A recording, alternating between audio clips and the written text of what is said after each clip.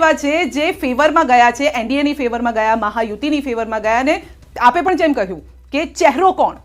વખતની ચૂંટણીમાં વાત કરીએ તો સૌથી વધારે એક મુદ્દો રહ્યો તે લાડકી બહેનનો રહ્યો. લાડકી બહેન નું પરિણામ એમ આવ્યું કે મહારાષ્ટ્રમાં આની પહેલા વિધાનસભાની જેટલી ચૂંટણીઓ થઈ છે તેમાં મતદાન ફક્ત ને ફક્ત 50% જેટલું જ રહ્યું છે, પણ આ વખતે 60% જેટલું મતદાન થયું અને ખાસ કરીને ગ્રામીણ વિસ્તારોમાં જે છે 60 થી 65% વોટિંગ થયું અને તેમાં પણ મહિલાઓનું જે વોટિંગ પર્સન્ટેજ જે છે તે 5% થી વધારે રહ્યું. તો એનો સીધો ફાયદો એમ કહી શકાય કે એનો ફાયદો જે છે તે બીજેપીનો થયો છે. લાડકી બહેન યોજનાનો બમ્પર ફાયદો જે છે તે બીજેપીનો થયો છે. આના સિવાય બીજો એક મુદ્દો જે આખી ચૂંટણીમાં જોવા મળ્યો હતો એ હતો કે જે રીતે ઉલેમા કાઉન્સિલના મૌલવીઓએ ખાસ કરીને ફતવાઓ કાઢ્યા હતા અને એમ કીધું હતું કે એમવીએ ના જેટલા પણ ઉમેદવારો છે તેમની તરફેણમાં મતદાન કરવામાં આવે, તો આ પણ જે છે તે એમવીએ ની અગેન્સ્ટમાં થયું છે. અને આની સામે જે છે મહારાષ્ટ્રના અલગ અલગ વિસ્તારોમાં એક હેતુ સેફ એ જે નારો જે પ્રધાનમંત્રી નરેન્દ્ર મોદી આપ્યો હતો તે સફળ રહ્યો. અને એની સિવાય બીજી એક વાત કરીએ તો આ વખતની ચૂંટણીમાં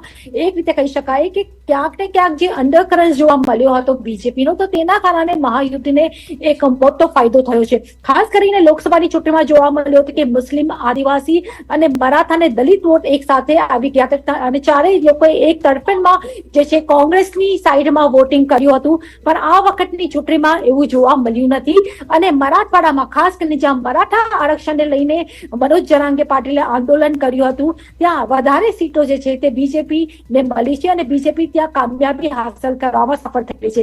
બીજી તરફ વાત કરીએ વિદર્ભની, તો વિદર્ભની 62 સીટ જે છે ત્યાં પણ બીજેપીએ ક્લીન સ્વીપ કર્યું છે, કારણ કે લોકસભાની ચૂંટણીમાં જોવા મળ્યું હતું કે જે એમએસપી જે રેટ છે એનો ફટકો જે છે તે બીજેપીને મળ્યો હતો અને ખાસ કરીને કપાસ અને જે સોયાબીનના જે ખેડૂતો હતા તેમને પોતાની નારાજગી જે છે લોકસભા ચૂંટણીમાં બીજેપીની તરફ દેખાડી હતી, પણ એમએસપીના રેટ છેલ્લા એક મહિનામાં વધારવામાં આવ્યા હતા જેનો ફાયદો તમામ મુદ્દા પ્રીતિ કામ લાગ્યા છે. અહીંયા મહાયુતિને રિયાલિટી જાણવા માટે જઈએ, અમારા સહયોગી પ્રીતિ સોમપુરા આપણી સાથે જોડાઈ ગયા છે. જી પ્રીતિ, મહારાષ્ટ્રમાં મહાયુતિનો પ્રચંડ વિજય તરફ આગળ વધી રહી છે, 200 થી ઉપર સીટો.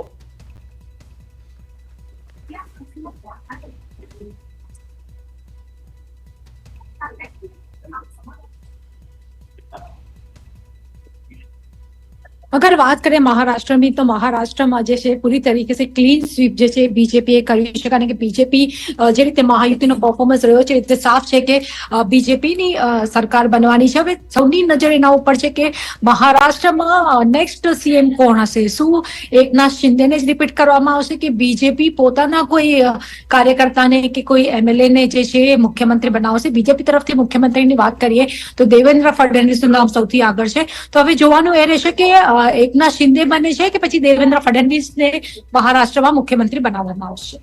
જી, કયા એવા સમીકરણો, કારણ કે આપણે જોયું હતું કે એક્ઝિટ પોલમાં 11 માંથી 6 એવા એક્ઝિટ પોલ હતા જે એનડીએને જીતાડી રહ્યા હતા, મહાયુતિને જીતાડી રહ્યા હતા, એટલે તેની નજીક જ આ પહોંચ્યું છે. તો કયા સમીકરણો કામ કરી ગયા છે અહીંયા? કારણ કે એક મોટો બીજેપી તરફ અમારી સાથે ગેસ્ટ પણ છે અને તેમનું પણ એ જ કહેવું હોય છે કે સેન્ટ્રલમાં જેની સરકાર હોય રાજ્યમાં પણ જનતા એવું ઈચ્છતી હોય છે કે રાજ્યમાં પણ એ જ સરકાર રહે.